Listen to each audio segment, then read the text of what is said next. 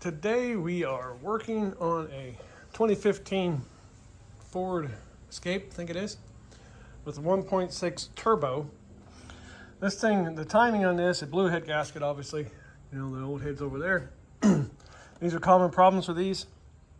So we got a new head, check the block at the same time, everything's good there. The timing on these is very, very particular. You have to buy tools. You have to buy one of these tools. This is what locks the cams in place. As you can see, it locks the cams in.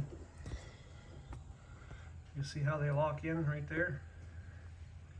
So you have to have that tool, which I'll put a link in the description for the tools. And the other tool you're gonna have to buy is a flywheel tool. So you gotta take the starter out, a flywheel tool. So what you're gonna do, and there's also one more thing you gotta do. You have to take that bolt right there, is the one that comes in the kit, which is this bolt. You gotta take this out.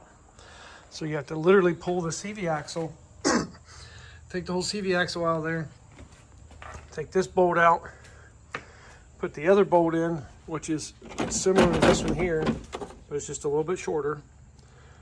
So it locks into the crank. And then once you get everything in place here, get all these locked in, top dead center. Make sure your piston's top dead center. You probably don't know if you can see in there or not,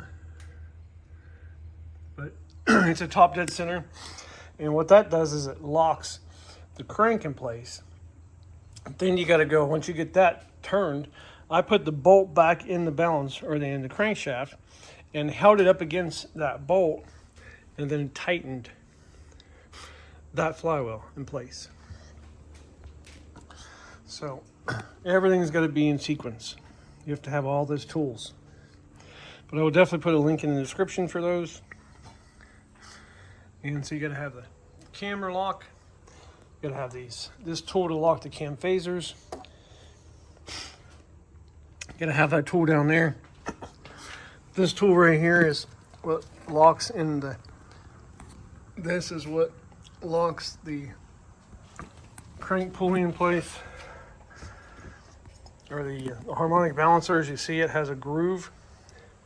So this has to be set in that groove. Once you put this on there, you have to set it in the groove, like so. It just slides on and off.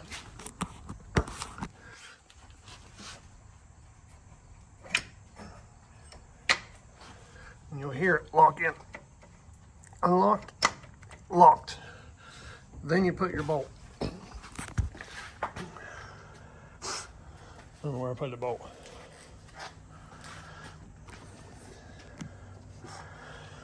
Bolt's here somewhere, but then you put the bolt in there and lock that down right here.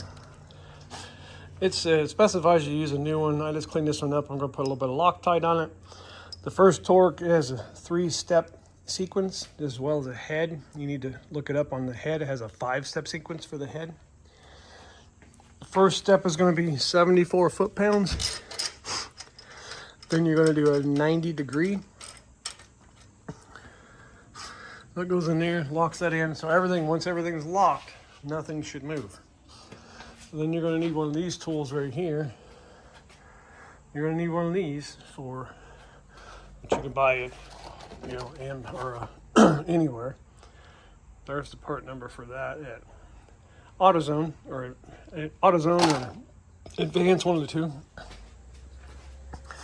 You use this to tighten the head bolts, and you use this 90 degrees, 74 foot-pounds, then 90 degrees, and then an additional 15 degrees.